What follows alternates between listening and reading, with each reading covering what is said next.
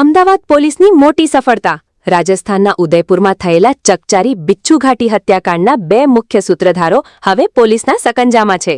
સ્થાનિક સ્વરાજ્યની ચૂંટણીઓ પહેલા શહેર પોલીસ કમિશનરના આદેશથી એલસીબી ઝોન 7ની ટીમ સરખેજ અને ફતેવાડી વિસ્તારમાં સઘન ચેકિંગમાં હતી. ત્યારે જ પીએસઆઈ એચડી વાઘેલા અને તેમની ટીમને બાતમી મળી કે રાજસ્થાનની કુખ્યાત નઈમ ઠોકર ગેંગનો મુખ્ય સરગના નઈમ શેખ અને તેનો સાગરીત કુંદન કુશવાહા એક હોટલમાંથી બહાર નીકળવાના છે. ચપળતા બતાવીને પોલીસે આ બંને આરોપીઓને દબોચી લીધા છે. પકડાયેલા આ ગુનેગારો પર હત્યાનો પ્રયાસ, લૂંટ અને આર્મ્સ એક્ટ જેવા 15થી વધુ ગંભીર ગુનાઓ નોંધાયેલા છે અને રાજસ્થાન પોલીસે તેમના પર 10-10 હજારનું ઇનામ પણ જાહેર કર્યું હતું.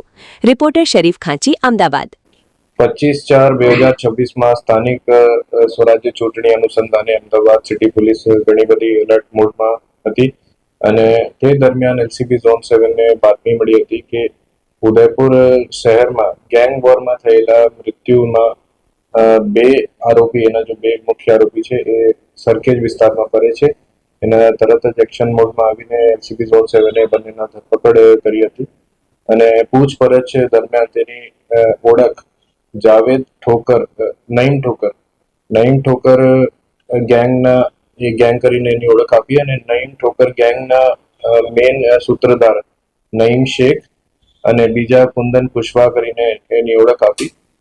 ઉદયપુર રાજસ્થાન શહેરમાં 2 ગેંગ છે, જાવેદ દાતના અને નઈમ ઠોકર. એના ઘણા બધા સમયથી વર્ચસ્વ માટે ઝઘડા ચાલુ છે અને એ દરમિયાન 7/4/2026 એક ધમકાવવા માટે એક બનાવ બનેલો હતો, જેમાં થયેલી ઝઘડામાં નઈમ ઠોકર ગેંગના સદસ્યો જાવેદ દાતના ગેંગના એક સભ્યને મર્ડર કરી દીધા હતા અને તે અનુસંધાને ઘંટાઘર પોલીસ સ્ટેશન ઉદયપુર શહેરમાં મર્ડરની એક એફઆઈઆર થયેલી હતી અને બંને આરોપીઓની પૂછપરછ દરમિયાન એની માહિતી મળી કે એમાં 6 આરોપીઓ હતા અને 6માંથી 4ની ધરપકડ ઉદયપુર પોલીસ કરી દીધી હતી અને એ બંનેની ધરપકડ ઝોન 7 એલસીબી કરેલી છે અને એ બંને આરોપીઓ ઉપર ઉદયપુર સિટી પોલીસે 10-10 હજારના ઇનામ પણ જાહેર કર્યા હતા અને એને સિવાય એની પૂછપરછમાં એ માલુમ ચલા કે એને ઉપર 15થી વધારે ગુના છે બંને આરોપીઓ ઉપર અને જેમાં રાઇટિંગ,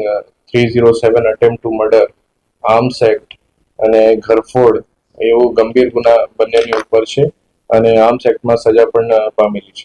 સર, આરોપીઓ અહીંયા શું કામ આવ્યા હતા? લોકલ સપોર્ટ કરો તો ક્યાં રોકાણા હતા? અત્યારે લોકો કબજે કરવામાં આવ્યું છે. નઈમુદ્દીન શેખ જો છે મેન આરોપી, એ અહીંયા 2 વર્ષ અગાઉ ઈલાજ કરાવવા માટે આવ્યા હતા અને આ સારવાર દરમિયાન એની હોસ્પિટલની આઈડેન્ટિટીની ખબર હતી અને ત્યાં કોઈ એની પહેચાન ના કરી શકે એ માટે એ આપના સારવાર કરાવવા માટે આવ્યા હતા અને તે જ દરમિયાન એલસીબી ઝોન 7ને ખબર પડી અને એ તરત જ ધરપકડ થઈ ગઈ. સર, ક્યાં રોકાણા હતા? હોસ્પિટલમાં હતા કે કોઈ ખાનગી જગ્યાએ? એના હોસ્પિટલમાં સારવાર હેઠળ એને સારવાર હેઠળ ત્યાં સારવાર કરાવવા માટે ગયા હતા અને અહીંયા પ્રાઇવેટ કંઈ રોકાણ હતા. એ બાતમી આધારે એલસીબી ઝોન 7ને ધરપકડ કરી.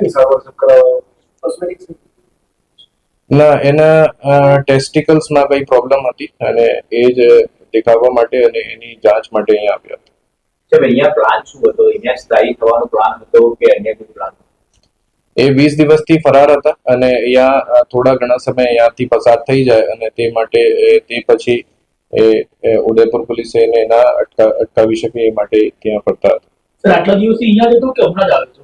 હમણાં જ આવ્યો હતો અને 3-4 વખતે ઉદયપુર પણ પૈસા રોકાણ માટે અને કેશ લેવા માટે આગળ પાછળ કરતા હતા.